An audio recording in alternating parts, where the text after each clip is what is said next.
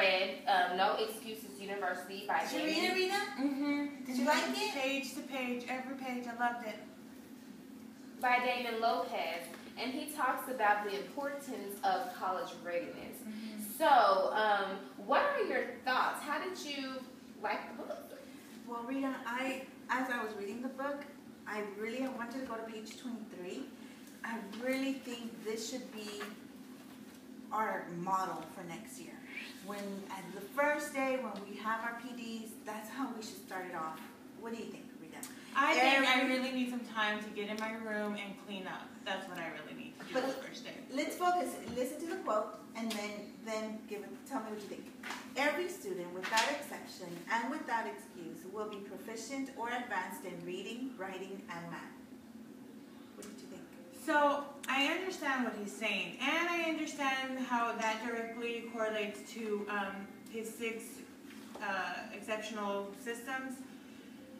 Specifically, that whole universal achievement, we believe all the kids can achieve. Like, I get that, but let's be real. Can all kids really achieve? Yes.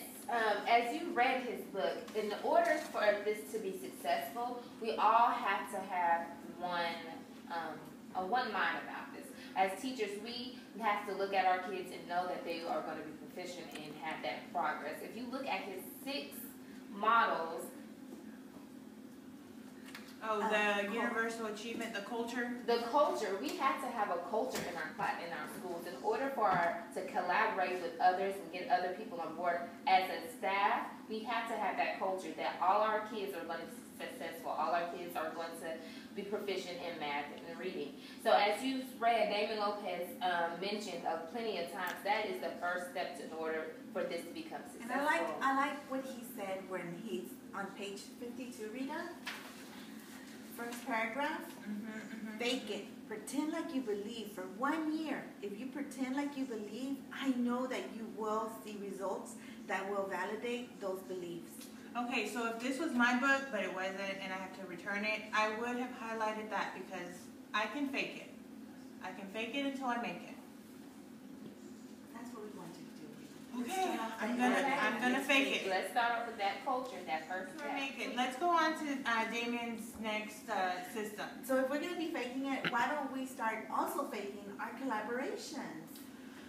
Okay. I know you want to go and buy your coffee at Starbucks during our PLCs. Yes, I know. But let's start with collaboration. You know, okay. I think if we set a time and we meet once a week and we come prepared with the agenda in mind and we have our materials and resources that we're going to use to collaborate, then maybe by October it'll become a habit for us to do that. Okay, I can see that because I did like a lot of the things that your kids did in your class that my kids weren't able to do because I didn't even know where to get the materials or get some of those resources. And it's not just collaborating with the staff members to get our kids successful, it's also collaborating with the parents and ensuring them our culture and what our mission is for their children. And once we get our parents on our side and the community on our side,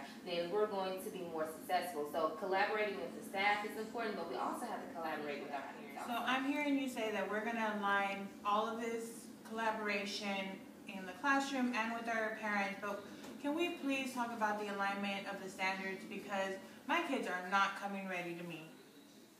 Okay, so we're looking at the standards. Our first mistake that I know I've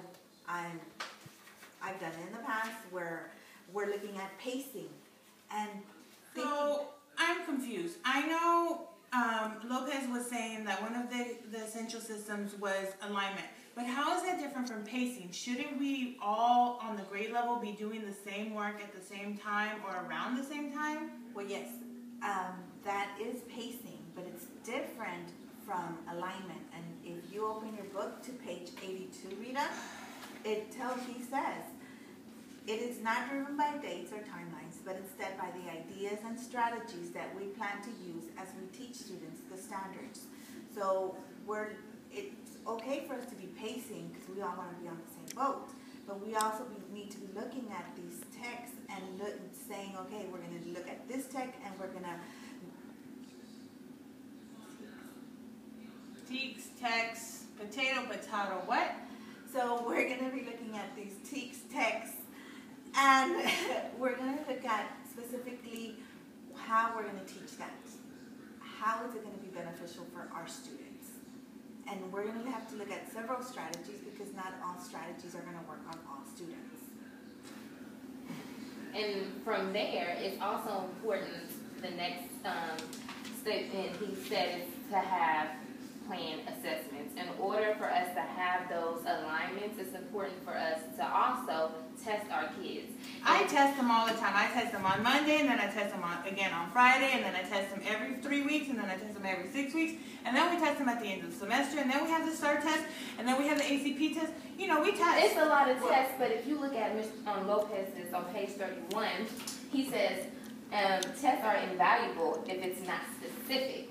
Learning needs for the individual student, but also creates unity in assessment from one grade level to the next. So you could be testing, but if it's not specific, then you're not going to have great results.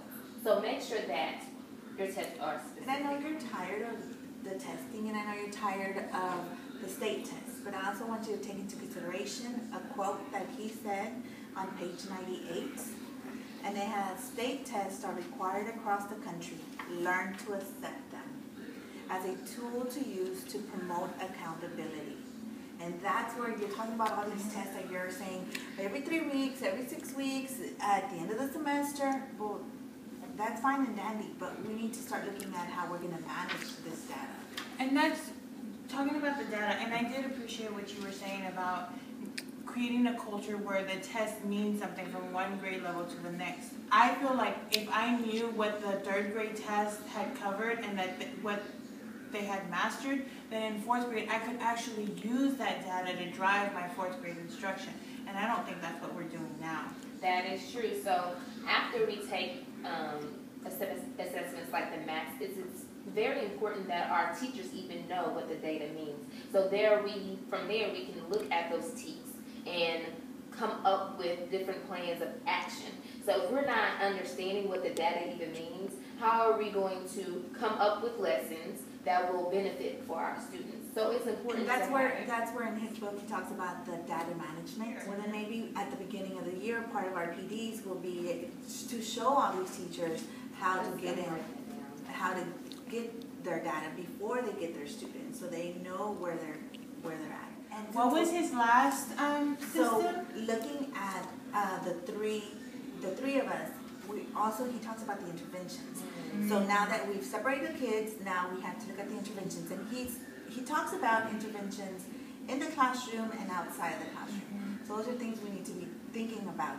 So Monica, if you one thing about Damon Lopez is that he really pushed college readiness. So all the systems that he spoke about will really prepare for our kids in college. So next year in our plan, we're just going to have to come up with creative ways, having college all over our building, on our door, have Fridays where we're wearing college shirts, because at this age it is important for our students to see that college is in the forefront, not waiting to middle school.